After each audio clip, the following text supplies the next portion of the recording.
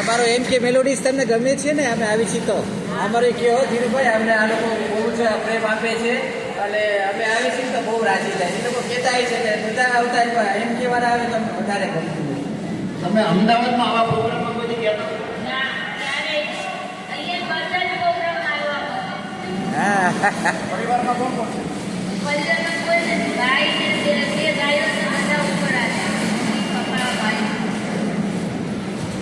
આ સંસ્થા એવા વડીલોને આખા દેશમાંથી નિઃશુલ્ક આવકારે છે.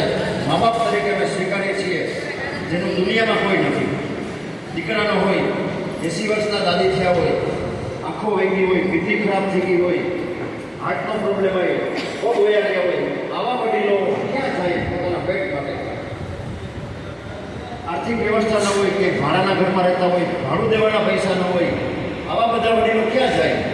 આવા વડીલોને આ સંસ્થા આખા દેશમાંથી ગમે તે સંખ્યામાં આવે નિઃશુલ્ક અમે સ્વીકારીએ છીએ. અને 800 વડીલો છે, એમાંથી 400ની હાલત પથારીવશ છે. આ તો બેન ડાઇનિંગ ટેબલ સુધી જમવા આવે છે. 400 જણા પથારીવશ છે જેને બેડ ઉપર જ જમવાનું દેવું પડે છે.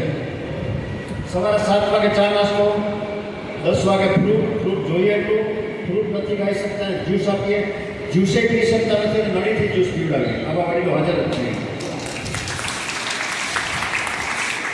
100 વર્ષના એક માળી પણ હાજર છે, બીજે માળે અથવા પહેલે માળે છે, ખિલખિલાટ કરે છે.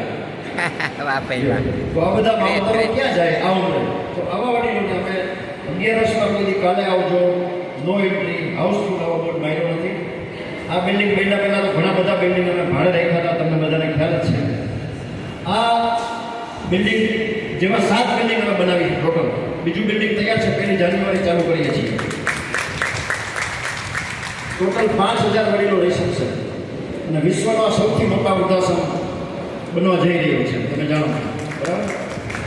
દરરોજનો 2.5 લાખ રૂપિયાનો આ સંસ્થાનો ખર્ચો છે, પણ ભગવાન અમારા ભાગીદાર છે એટલે ચાલે છે. ઘણા બધામાં આપણે ઓળખીદાસોને કોઈ દિવસ પૈસા માંગવા જતા નથી કે તમને ખ્યાલ જ છે. તો ભગવાન અમને આવા ને આવા દાતાઓ ગોઠવા કરે છે. મને એ જવાબ આપો તમે કે આ બેન કોઈ છે નહીં તો પેટમાં